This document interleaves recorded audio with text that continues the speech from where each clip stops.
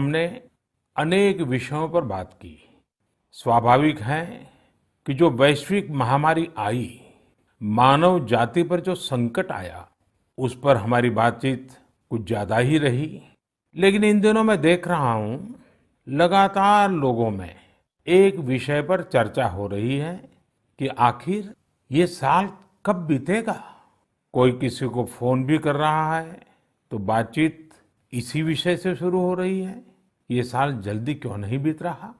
कोई लिख रहा है, दोस्तों से बात कर रहा है, कह रहा है कि ये साल अच्छा नहीं है। कोई कह रहा है 2020 शुभ नहीं है। बस लोग यही चाहते हैं कि किसी भी तरह से ये साल जल्द से जल्द बीत जाए।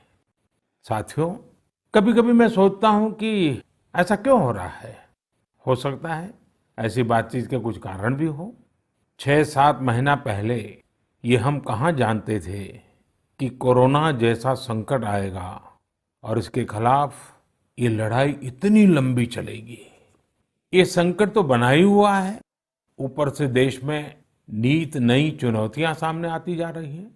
अभी कुछ दिन पहले देश के पूर्वी छोर पर साइक्लोन अम्फान आया, तो पश्चिमी छोर पर साइक्लोन निसर्ग आया। कितने ही राज्यों में हमारे किसान भाई बहन टिड्डी दल के हमले से परेशान है, और कुछ नहीं तो देश के कई हिस्सों में छोटे छोटे भूकंप रुकने का ही नाम नहीं ले रहे हैं। और इन सब के बीच हमारे कुछ पड़ोसियों द्वारा जो हो रहा है, देश उन चुनौतियों से भी निपट रहा है। वाकई एक साथ इतनी आपदाएं, इस स्तर की आपदाएं बहुत कम ही देखने सुनने को मिलती है। हालात तो ये हो गई हैं कि कोई छोटी छोटी घटना भी हो रही है तो लोग उन्हें भी इन चुनौतियों के साथ जोड़ करके देख रहे हैं। साथियों, मुश्किलें आती हैं, संकट आते हैं, लेकिन सवाल यही है कि क्या इन आपदाओं की वजह से हमें साल 2020 को खराब मान लेना चाहिए। क्या पहले के 6 महीने जैसे बीते, उसकी वजह से ये मान लेना कि पूरी साल ही ऐसा है, क्या ये सोचना सही है? जी नहीं, मेरे प्यारे देशवासियों, बिल्कुल नहीं।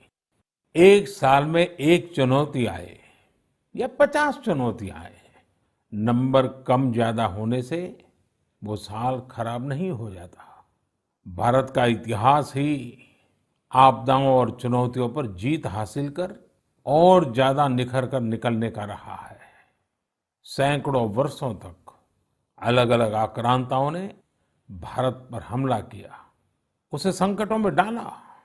लोगों को लगता था कि भारत की संरचना ही नष्ट हो जाएगी, भारत की संस्कृति ही समाप्त हो जाएगी। लेकिन इन संकटों से भारत और भी भव्य होकर सामने आया।